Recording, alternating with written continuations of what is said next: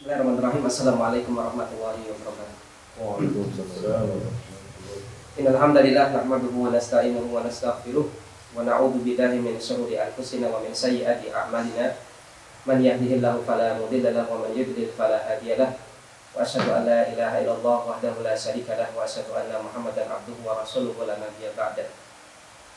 Allahumma shalli wa sallim wa barik ala nabiyyina Muhammad wa ala alihi wa sahbihi wa man tabi'ahum bi ihsanin ila yaumil amma ba'd. Ikhwatal iman rahmani wa rahmatullah, kita lanjutkan dars Tajhilun Nada, syarah untuk kitab Qatrun Nada.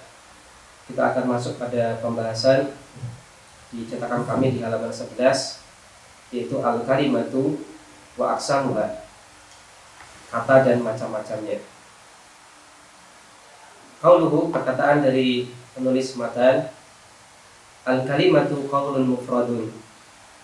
Yang namanya kalimat, al-kalimat itu adalah qaulun mufrad, qaul yang mufrad. Yang nanti disampaikan oleh pensyarah di sini apa yang dimaksud dengan qaul dan apa yang dimaksud dengan mufrad di sini. Yang kurang lebih intinya adalah qaul itu adalah sesuatu yang diucapkan. Kemudian mufrad di sini artinya adalah satuan kata. Pensyarah mengatakan bada al-musannifu rahimahullah bi ta'rifil kalimati. Maka penulis rahimahullah taala memulai mendefinisikan al-kalimat. Kenapa demikian? Di annaha mawdu'u hadzal ilmi. Karena al-kalimat ataupun kata ini merupakan sesuatu yang dibahas pada cabang ilmu ini, yaitu cabang ilmu nahwu. Wa li anna al-kalimata juz'ul kalami. Dan karena kata itu merupakan bagian dari kalimat. Wal juz'u muqaddamun 'alal kulli, dan pembahasan tentang bagian ataupun parsial ini muqaddam, didahulukan daripada pembahasan tentang satu bagian secara utuh. Apa yang dimaksud dengan al-qaul yang disampaikan oleh penulis matan tadi? Qaul maksudnya adalah huwa al-lafzu, dia merupakan lafaz. Yang dimaksud dengan lafaz adalah segala sesuatu yang diucapkan oleh lisan. Karena sebagaimana kita ketahui bahwasanya pendefinisian yang kita bahas di sini adalah definisi ditinjau dari sudut pandang ilmu nahwu. Maka dari sudut pandang ilmu nahwu, yang dimaksud dengan al-qaul itu adalah al-lafzu, lafaz, sesuatu yang diucapkan. Artinya bahwa sesuatu yang tidak diucapkan, tulisan ataupun yang lainnya, menurut sudut pandang ilmu nahwu dia bukan al-qaul. Ad-dalu ala ma'nan, yang menunjukkan atas sebuah makna. Mufidin, baik maknanya ini adalah mufid, memberikan informasi sempurna, atau ghairi mufidin, atau memberikan informasi yang tidak sempurna, yang nanti kita kenal dengan jumlah dan sibul jumlah. Kalau jumlah itu adalah memberikan informasi sempurna, adapun sibul jumlah dia tidak memberikan informasi sempurna. Mufradan kana am-murakkaban, baik bentuknya mufradan satuan kata, am-murakkaban atau bentuknya susunan kata. Nahwu contohnya adalah khalidun. Contoh qaul yang berupa satuan kata contohnya adalah khalid. Kemudian contoh qaul yang berupa murakkab, berupa susunan kata, contohnya dalam susunan kharaja al-ghulamu, anak laki-laki itu keluar. Maka ini adalah contoh qaul yang berupa mufid, maknan mufidin. Ya dulu ada maknan mufidin, menunjukkan informasi yang sempurna berupa jumlah. Kemudian contoh qaul yang dia menunjukkan makna ghair mufid, menunjukkan makna tapi informasinya tidak sempurna. Contohnya adalah susunan kata in kharaja, jika dia keluar. Maka ini susunan kata tapi tidak mufid, tidak memberikan informasi yang sempurna. Maka ringkasnya yang dimaksud dengan qaul itu adalah segala sesuatu yang diucapkan oleh lisan, baik berupa satuan kata atau susunan kata.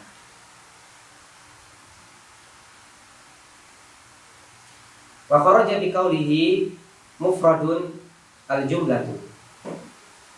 Kalau diterjemahkan oleh Allah, wa kharaja dan keluarlah bi qawlihi dengan perkataan penulis matan mufrad, maka tidak termasuk dalam kategori ini adalah al-jumlatu, jumlah yaitu kalimat sempurna. Maka dengan adanya batasan bahwasanya al-kalimah itu harus mufrad berupa satuan kata, maka tidak termasuk dalam kategori al-kalimah al-jumlah. Jumlah tidak termasuk dalam kategori kalimah karena kalimah merupakan satuan kata. Li'annaha karena dia yaitu jumlah, wa in kanat qaulan meskipun dia qaul. Ila akan tetapi annaha minal murakkabi, dia termasuk qaul yang murakkab, qaul yang berupa susunan kata. Walaysat minal mufradi, dan dia tidak termasuk dalam qaul yang terbentuk mufrad yaitu satuan kata. Fal kalimatu lafdhatun wahidatun, maka al kalimah ataupun kata dia merupakan lafdhah wahidah, satu lafaz. Lafaz yang tunggal tadullu menunjukkan ala maknan mufradin, yang menunjukkan atas makna yang tunggal pula. Mithlu contohnya adalah babin, mithlu babin contohnya adalah kata bab, pintu. Kitabin dan juga kata kitab. Dibaca babin karena dia mudhof ilaih dari kata mithlu. Wa qad tusta'malu ahyanan bi ma'nal kalamil mufidi. Namun qad di sini adalah qad yang artinya kadang-kadang. Ya, perlu kita ingat kembali tentang makna asal dari qad. Hukum asal dari qad, kalau setelah qad itu adalah fi'il madhi, maka biasanya qad ini menunjukkan makna tahqiq, menunjukkan makna penetapan, diterjemahkan dengan sesungguhnya. Contohnya qad aflahal mu'minun, sungguh beruntung orang-orang yang beriman. Maka setelah qad itu adalah kata aflaha fi'il madhi. Maka pada asalnya qad kalau ketemu fi'il madhi biasanya dia menunjukkan makna tahqiq, diterjemahkan bebas dengan sesungguhnya. Kemudian kalau setelah qad ini adalah fi'il mudhari, maka biasanya menunjukkan makna taklil, menunjukkan makna sedikit atau jarang atau kadang-kadang atau terjemah semisal itu. Contohnya di sini waqad tusta'malu ahyanan bi ma'nal kalamil mufidi. Dan kadang-kadang istilah al-kalimah tusta'malu digunakan ahyanan kadang-kadang bi makna dengan makna al-kalam al-mufid, kalimat sempurna. Contohnya adalah dalam kalimat alqaitu fil masjidi kalimatan. Alqaitu saya menyampaikan fil masjidi, di masjid itu kalimatan, satu kalimat. Maka yang dimaksud dengan kalimatan di sini bukan satu kata tapi kalimat. Boleh jadi kalimatnya itu satu, boleh beberapa kalimat. Itu kalimat sempurna. Maka kalimatan di sini bukan kalimat ditinjau dari sisi nahwu, tapi kalimat ditinjau dari sisi bahasa secara umum dengan makna kalimat sempurna. Contoh yang lain adalah di firman Allah Subhanahu wa taala di surat Al-Mu'minun ayat 100. Allah Subhanahu wa taala katakan, kalla, sekali-kali tidak, innaha, sesungguhnya itu adalah kalimatun, sebuah kalimat, huwa qailuha, yang dia katakan. Di sini ada kata kalimatun. Apa yang dimaksud dengan kalimatun di sini? Isyaratun ila qaulihi, ini merupakan isyarat untuk firman Allah Subhanahu wa taala sebelumnya, Rabbirji'uni, perkataan orang-orang kafir, Rabbi, wahai Rabbku, irji'uni, kembalikanlah aku ke dunia. Kemudian setelah itu Allah katakan, kalla, sekali-kali tidak, innaha kalimatun, sesungguhnya itu hanyalah kalimatun. Maka kalimatun di sini maknanya bukan kata, tapi maknanya adalah kalimat sempurna. Contoh yang lain adalah sampai Nabi SAW, al-kalimatut thayyibatu shadaqatun. Maka ada al-kalimat di sini maknanya adalah kalimat, bukan kata. Kalimat yang baik itu boleh jadi statusnya adalah sedekah. Muttafaqun alaih. Qauluhu perkataan nulis matan wahiyal ismun wa fi'lun wa harfun. Dan al-kalimah ataupun kata terbagi menjadi tiga. Yang pertama adalah isim, kemudian fi'il, kemudian huruf. Lama arrafa al-kalimata, Syarah mengatakan lama ketika arrafa, beliau telah definisikan al-kalimata tentang al-kalimah. Zakara, kemudian beliau sebutkan anwa'aha, jenis-jenisnya. Wa annaha thalathatun, dan bahwasanya jenis kalimat itu ada tiga. Yang pertama adalah al-ismu, isim, wal fi'lu, fi'il, wal harfu, huruf. Wa dalilu ala hisari anwa'iha, dan dalil pembatasan jenis al-kalimah menjadi tiga ini adalah yang pertama al-istiqra'u li kalamil arabi, al-istiqra' penelitian terhadap bahasa Arab. Kemudian yang kedua adalah al-hasru, ditinjau dari pembatasan. Maka fa'inal kalimata, maka kata imma boleh jadi antadulla ala ma'nan fi nafsiha, boleh jadi dia menunjukkan atas makna fi nafsiha, pada dirinya sendiri. Au fi ghairiha, ada pula kata yang menunjukkan atas makna tapi fi ghairiha, pada kata selainnya, artinya harus ditemani oleh kata yang lain. Fa'indalat ala maknan fi nafsiha, apabila dia menunjukkan atas makna pada dirinya sendiri, maka pun terbagi menjadi dua. Fa'imma, maka boleh jadi antus ira bi hayatiha bi ahadi al-azminati athalathati. Maka boleh jadi antus ira, dia memberitahukan bi hayatiha. Hayah di sini maksudnya adalah perubahan. Terjemah bebasnya perubahan. Kalau kita jumpai kata hay'ah, hay'ah itu ada yang maknanya keadaan, juga ada yang maknanya perkumpulan. Adapun hay'ah di sini terjemah bebasnya adalah perubahan, sebagaimana yang kita bisa lihat di footnote nomor 1. Al-murad bil hay'ati, yang dimaksud dengan hay'ah di sini adalah al-halatu at-tasrifiyatu, keadaan berkaitan tentang perubahan. Nah, perubahan kalau bahasa terjemah bebasnya. Contohnya adalah qoma, ini menunjukkan fi'il madhi, menunjukkan waktu lampau, artinya telah berdiri. Kemudian dia berubah jadi yaqumu. Lil hadiri wal mustaqbali, menunjukkan waktu hadir sekarang, wal mustaqbal, dan akan datang. Wa qum, dan berubah lagi jadi qum. Lil mustaqbali, menunjukkan waktu yang akan datang. Kemudian di footnote di halaman berikutnya, amma adapun nahwu amsi, contohnya adalah kata amsi, al-ana, dan kata al-ana. Fahada, maka kata-kata seperti ini yadullu ala zaman, dia betul menunjukkan atas waktu, bidatihi, dengan dirinya sendiri, namun la bihayatihi, bukan dengan perubahan bentuknya.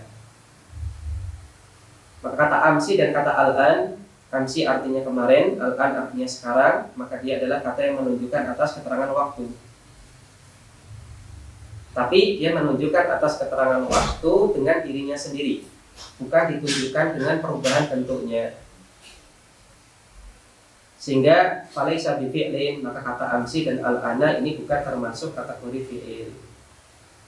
Karena fi'il tadi dikatakan oleh Syarah, kalau fi'il dia menunjukkan atas makna pada dirinya sendiri, kemudian dia tus'ir, memberitahukan atau menginfokan bihayatiha, dengan perubahan bentuknya, memberitahukan tentang ahad al-azmina al-thalatha, salah satu dari tiga keterangan waktu. Nah, kalau seperti ini wahya al-fi'lu, termasuk dalam kategori fi'il. Kaqoma, contohnya adalah kata qoma, telah berdiri, maka dia menunjukkan keterangan waktu lampau. Atau boleh jadi latus ira, dibaca latus ira. Ini masih diatofkan ke awal ya. Antus ira bi hayatiha. Ini ada huruf atof au, maka di sini kita atofkan. Latus ira di zamanin, atau boleh jadi dia tidak menunjukkan atau menginfokan pada waktu tertentu. Fahya al-ismu, maka kata yang seperti ini namanya isim. Contohnya adalah kata asimun, nama orang asib. boleh jadi la tadullu ala makna, sebuah kata yang tidak menunjukkan atas makna, yaitu huruf. Contohnya adalah huruf fi. Fa'innahu, maka sesungguhnya dia la yufidu, tidak menunjukkan makna yastaqillu bil mafhumiyah, menunjukkan atas makna yang bisa dipahami secara tersendiri dengan kata tersebut. Bal, akan tetapi labudda, harus min watihi fi jumlatin, harus kita letakkan di dalam sebuah kalimat untuk bisa paham bahwasanya fi ini maksudnya apa.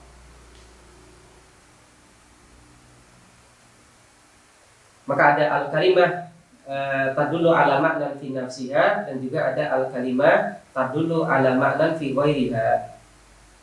Adapun yang kalimah tadullu ala ma'nan fi nafsiha, kata yang dia menunjukkan makna dengan dirinya sendiri, itu ada dua. Yang pertama adalah fi'il, yang kedua adalah isim. Sedangkan yang kalimah yang tidak menunjukkan makna atau atas dirinya sendiri atau menunjukkan makna pada kata yang lain, maka dia adalah huruf, itu huruf ma'ani. Maka sebagaimana yang kita ketahui, untuk satu huruf jar maka dia masih memiliki banyak kemungkinan makna. Misalkan fi, ada fi yang maknanya dhafiyah, artinya di atau di dalam. Ada juga fi yang bermakna ala, di atas. Ada juga fi yang maknanya tentang. Maka maknanya macam-macam. Maka ingin makna fi yang mana, untuk menentukannya dan menspesifikasikannya, kita harus masukkan kata fi ini dalam kalimat. Baru dari konteks kalimat kita pahami, oh makna fi-nya di sini adalah tentang, oh makna fi-nya adalah di atas, dan seterusnya. Qauluhu, perkataan dari penulis matan, fa'amal ismu, adapun isim, fayu'rafu, maka dia diketahui bi al, dengan adanya al. Contohnya adalah ar-rajul wa bi tanwini, dan dengan adanya tanwin. Ka rajulin, contohnya adalah kata rajulun. Wa bil hadithi anhu, dan ciri yang ketiga adalah al hadith anhu. Al hadith anhu kurang lebih artinya adalah pokok pembicaraan dalam kalimat, sesuatu yang dibicarakan utama dalam kalimat. Contohnya adalah tak fa'il pada kata dorobtu. Maka di sini penulis matan, yaitu Ibnu Hisham, menyampaikan 3 ciri-ciri untuk isim. Yang pertama al, kemudian tanwin, kemudian al hadith an. Iktasara al-musannifu ala alamatil ismi duna ta'rifihi. Maka iktasara al-musannif, penulis yaitu Ibnu Hisham di sini, iktasara mencukupkan diri, menyebutkan ciri-ciri isim saja, duna ta'rifihi, duna tanpa ta'rifihi, mendefinisikannya.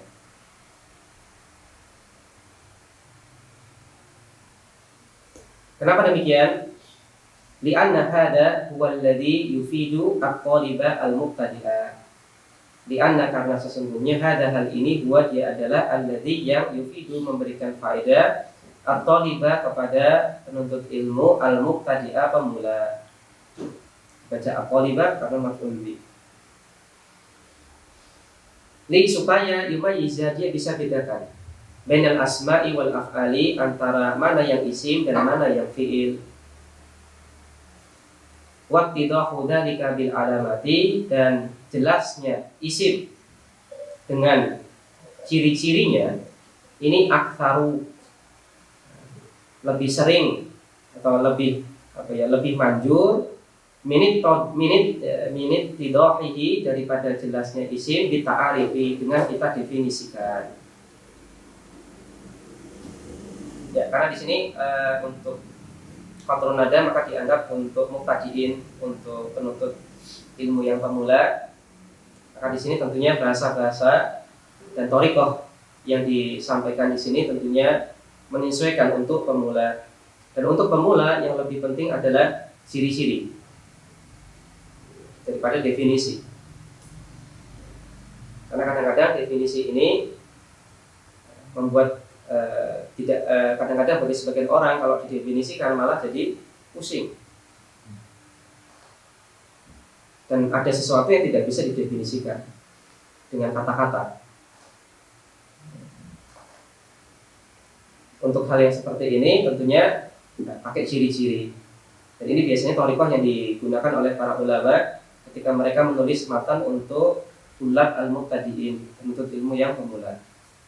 Maka seringnya mereka menyebutkan ciri-ciri isim tanpa mendefinisikan isim. Mereka sebutkan ciri-ciri fi'il tanpa sebutkan definisi dari fi'il. Karena intinya adalah tulab itu bisa membedakan mana isim dan mana yang bukan.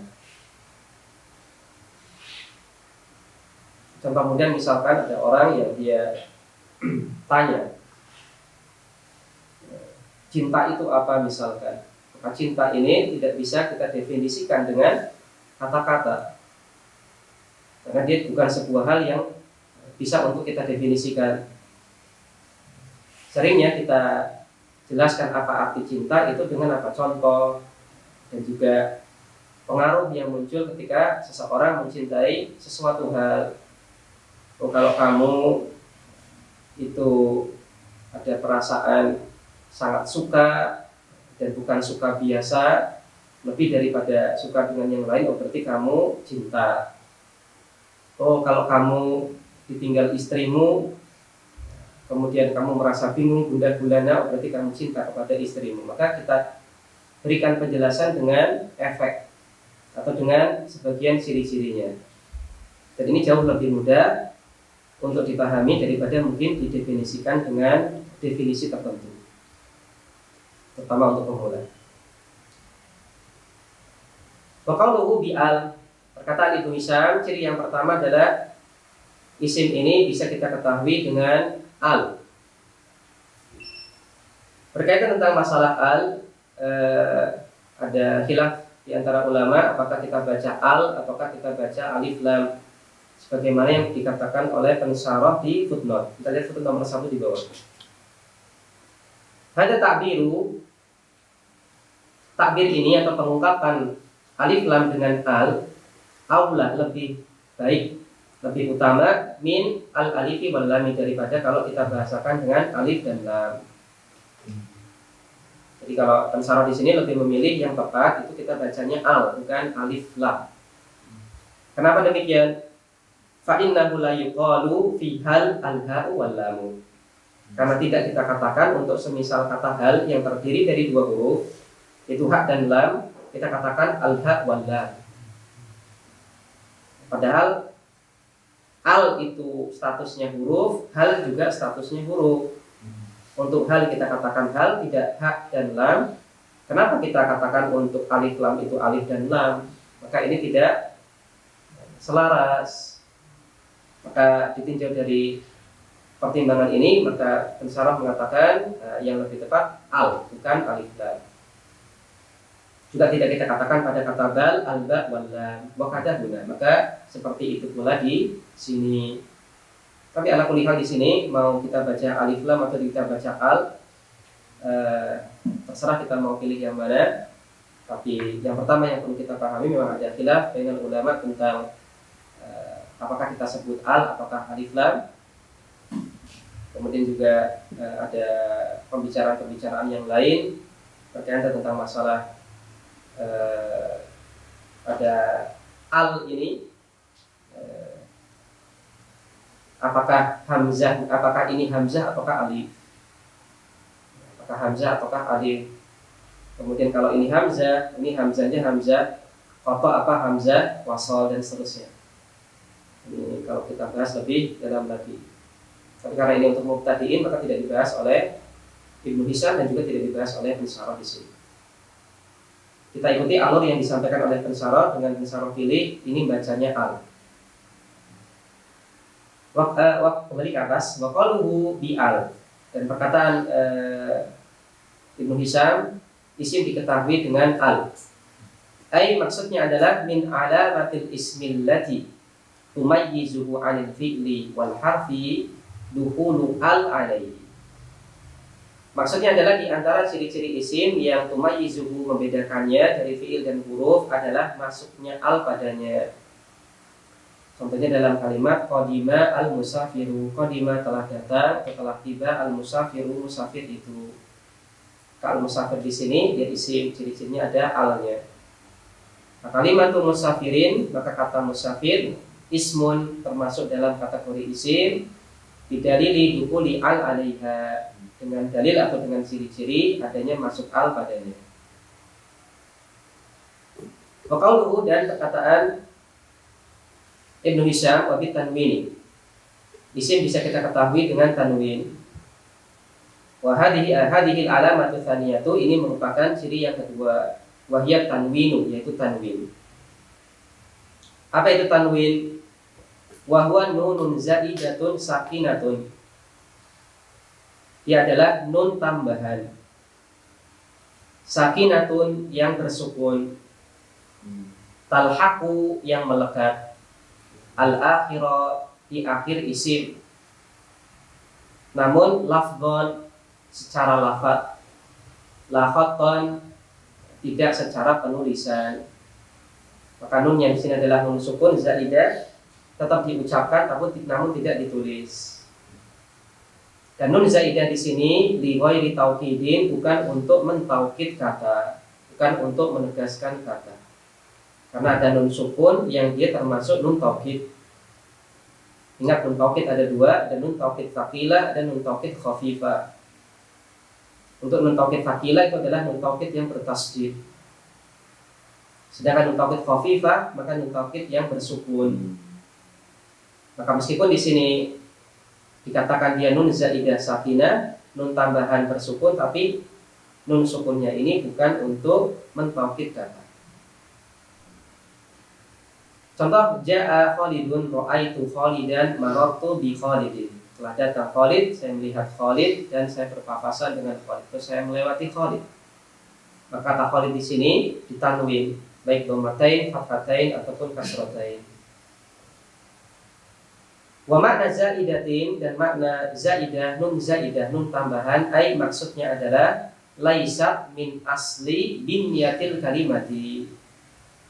Dia bukanlah termasuk pokok dari bangunan kata tersebut. Wala min hurufiha al-asliyati, dan juga bukan termasuk huruf asli dari kata tersebut.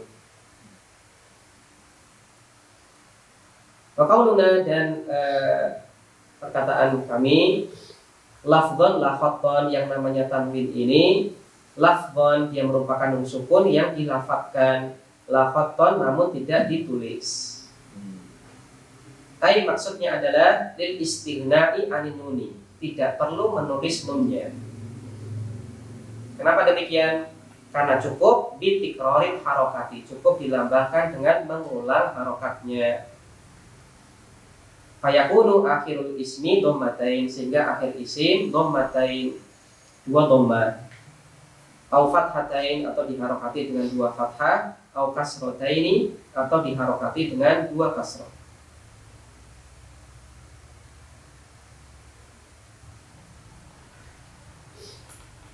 Kemudian pembahasan terakhir di kesempatan kali ini, ciri yang ketiga untuk isim yang disebutkan oleh Ibnu Hisham di sini adalah qauluhu bil hadithi anhu.